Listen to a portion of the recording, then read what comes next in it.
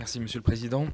À mon tour, mesdames les rapporteurs, de vous féliciter pour la qualité de votre travail et surtout pour cette attention particulière que vous avez pu porter au problème de la ruralité. Donc comme vous l'avez rappelé, dans les petites écoles rurales, il y en a beaucoup dans ma circonscription de Charente-Maritime, les directeurs n'ont pas de décharge régulière et ils sont donc tiraillés entre leur temps administratif et leur temps en classe, ce qui peut nuire sévèrement à leur rôle de coordinateur de l'équipe pédagogique. Face au déclin démographique constaté dans ces territoires, vous préconisez donc d'encourager les regroupements pédagogiques intercommunaux sur un même site géographique. Pourtant, dans la réalité, les difficultés se multiplient puisque chaque commune se bat pour conserver son école, qui est un peu un totem qu'on connaît bien.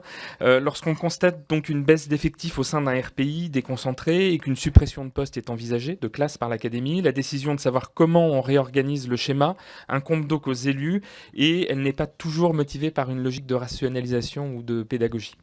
De même, le choix de la mutualisation des moyens concernant tout ce qui entoure la vie pédagogique, que ce soit le périscolaire, les transports ou les services de cantine, dépend souvent du bon vouloir des communes. Cela existe aussi dans certains RPI et en revanche, ça n'existe pas dans d'autres. Dans ce cadre, que peut-on faire concrètement pour que l'État incite les communes à travailler de concert, à accompagner la formation de RPI intelligents qui embrassent la réalité des bassins de vie et qui ne soient pas cantonnés à une simple réalité académique? J'adhère complètement à votre proposition de coller le plus près possible des bassins de vie. Or, je constate tous les jours que, y compris au sein des services de l'éducation nationale, c'est quelque chose qui est encore très difficile à comprendre, à concevoir.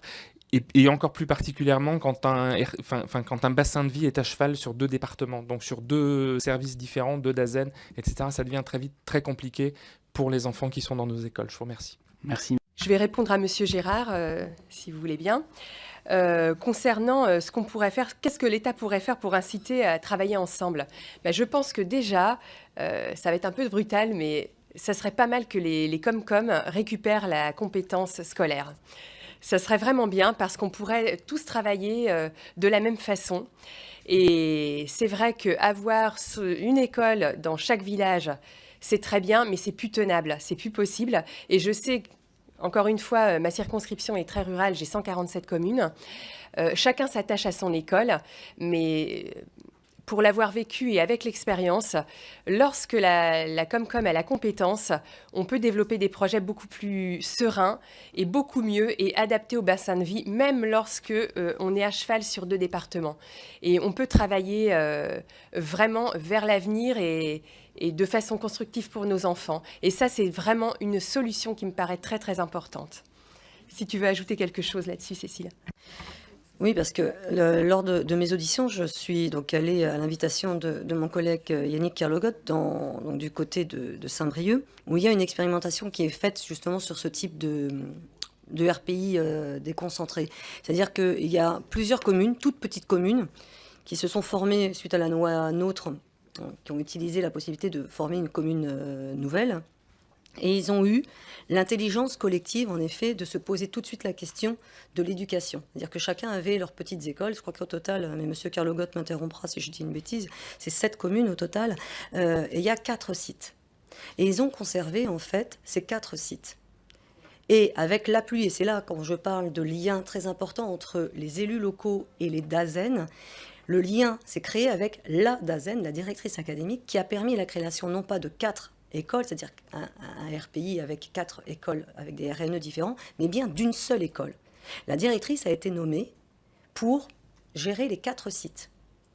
La commune nouvelle s'est organisée pour répartir les enseignements sur les 4 sites.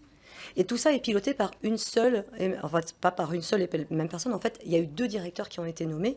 L'une a décharge pleine, puisqu'en fait au total sur les 4 écoles qu'elle gère, il y a 17 classes. Et l'autre, il y a un directeur qui est déchargé à mi-temps, puisque lui ne gère que 8 classes sur 2 sites. Et cette expérimentation m'a paru vraiment très intéressante, parce qu'on voit bien qu'une personne est en capacité de piloter d'une manière déconcentrée, en effet, plusieurs sites. Là, par contre, ce qui revenait dans leurs remarques, c'est que c'était très important de garder, particulièrement dans le lien avec les parents, ce qui permettra de de rebondir sur une question qui était en lien avec les parents d'élèves, qu'il y ait quand même un référent sur chaque site. C'est-à-dire que les parents d'élèves doivent pouvoir, tous les jours de la semaine, savoir à qui s'adresser. Donc ça peut être un enseignant qui reste le référent. Mais la directrice, en fait, elle navigue. Et vous comprenez mieux dans ces cas-là notre proposition lorsqu'on parlait tout à l'heure d'outiller, d'aller jusqu'au téléphone portable et pourquoi pas d'un véhicule de fonction. Parce que vous imaginez bien que dans ce type de situation, il est important que la directrice ou le directeur puisse graviter et avoir une mobilité très importante sur ce territoire. Et dans ce projet, ce qui a été très très intéressant, c'est que les élus ont travaillé en bassin de vie et justement et la directrice académique ne s'est pas cantonnée à la circonscription, c'est-à-dire a véritablement fait coller le projet des élus avec elle, comment est-ce qu'au niveau des moyens disponibles à l'éducation nationale, elle pouvait en effet renforcer ce projet. Donc ça existe, et a priori ça fonctionne. Alors il y a des biais, qu'il faudra, l'expérimentation arrivera à son terme au bout de 2 ans, mais c'est une piste qui nous paraît extrêmement intéressante. Donc ça continue à répondre à la question de Monsieur Gérard.